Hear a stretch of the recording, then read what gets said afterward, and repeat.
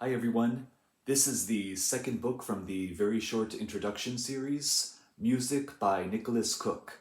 I went with the 2021 second edition, which the author claims is quite different from the first one written in the year 2000.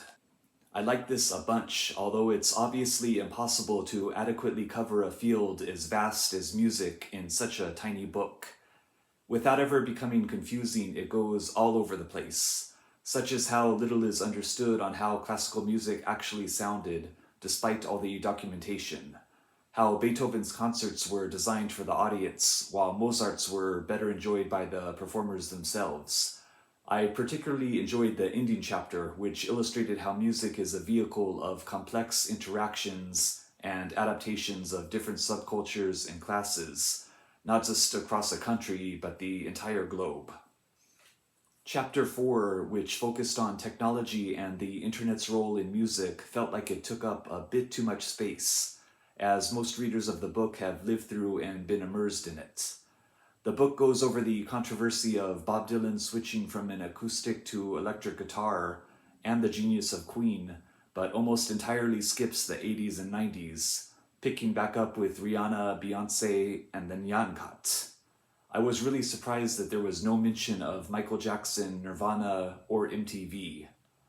Even with some puzzling omissions, you'll still get plenty of varied, interesting reading out of this. If you'd like to stick around, here are the 5 most interesting notes I took from the book. Number 1, from pages 7 and 8, Jazz Improvisation and Equality.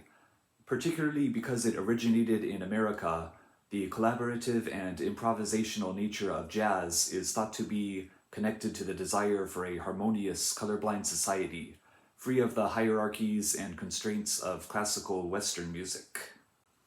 Number 2, from pages 16 and 17, Limitations of Notation and Written Treatise. A strong argument is made on how limited musical notation and the written word is, and how accurate a piece may be replicated as originally composed and intended. Before audio recording, so many nuances remain unaccounted for. Number 3, from pages 42 and 43, Limitations of MIDI and Staff Notations. Using musical instrument digital interface code as an example, a further argument on the limitations of notation is made. Certain instruments and singing styles are not well represented by MIDI or notation, such as the Chinese kin or South Indians style singing. Number 4, from pages 49 through 54, Beethoven's sketchbooks. Beethoven's compositional process is explained.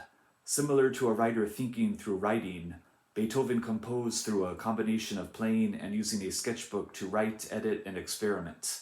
The writing act itself may have prompted inspiration. And finally, number 5, from pages 106 through 107, the transition from CDs to MP3s. After the record industry enjoyed 70 years of reselling product on different mediums, potential consumers rapidly embraced online file sharing. Rather than adapting to consumer demand, they resorted to litigation against the public, whereas Apple and others responded to the emerging market need. Alright, hope you enjoyed my thoughts on music, a very short introduction by Nicholas Cook. Please stick around for the next video coming soon. Bye.